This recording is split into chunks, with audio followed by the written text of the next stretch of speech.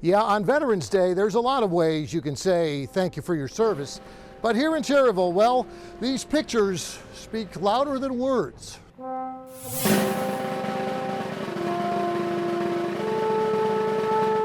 They're not the famous faces or the heroes in the history books.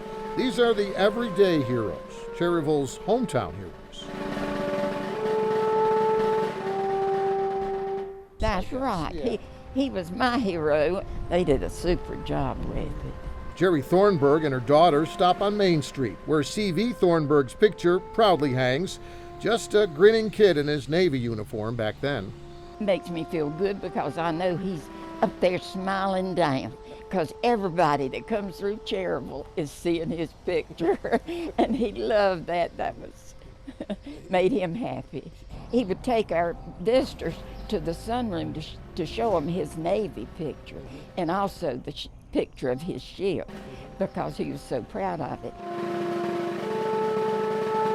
It looks just like him, and some of them say they can remember when he was young like that. He was 90 when he died, but he never forgot his days in service. And we had a good marriage and a good life, and a thank you to all our veterans is so deserving. And that's why every year, every Veterans Day, Cherryville turns Main Street into a downtown photo album, where every veteran's picture tells a story, and where every military family is proud to share their story. Oh, absolutely, yeah. When we went to graduation and he marched across that field, I knew that was it. Niney Johnson was out there watching when they put her son Brandon's banner up on Main Street. He's active duty now, not a veteran, at least not yet. Just doing what he loves, says this Army mom, but still a long, long way from home. He's in Anchorage, Alaska right now, jumping out of perfectly good airplanes. Why, I don't know, but that's, that's his choice. That's when he graduated from drill sergeant school, when he said the infantry was his thing. He said, if I'm going to do it, Mom, I want to be the first in. I'm not going to sit in the back seat. That's not what I signed up for. It still kind of leaves a hole in your heart. Yeah. I don't want this town to ever forget him. While the crew was installing these veteran banners near her Cherryville bakery, owner Rebecca Goins, a Navy veteran herself, heads out the front door to watch. But not for long, not on this busy morning.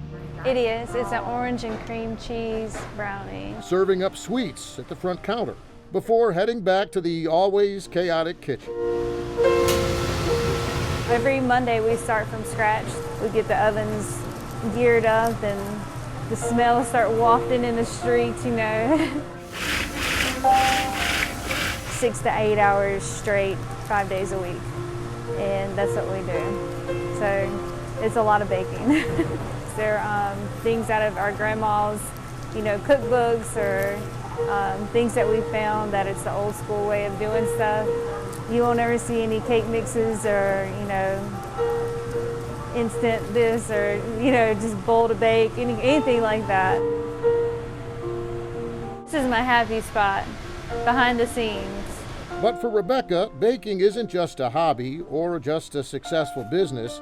It's also her way of coping with civilian life after military service that included guarding terrorist prisoners at Guantanamo Bay, Cuba. Blew things up and killed innocent people, and that's exactly who we were guarding down there. So they were the worst of the worst. That was supposed to be a 6-month tour, and it turned into 2 years. And if you can imagine anything horrible, that's it. It's a scary thing when you don't have the bars to protect you anymore. There's some things that you just can't forget, you can't erase it, it's now a part of you. And so it's a struggle. It was a struggle for me. It still is, some days, and that's okay. I think self-awareness is what makes the difference. It's finding joy again, something that gives you joy, something that redefines your purpose in life. For Rebecca, it's the joy of baking, the joy of serving others, the joy of getting better and getting past the past by doing something you love. It is work, it can be work, but when you love it, it's just kind of part of you. it's just you and you're making something. It gives you purpose. When you can do something great for someone else, you know, the giving part of it, it's very healing in the process of it. Healing in the center of a small town and feeling the love that Cherryville shows for all its veterans.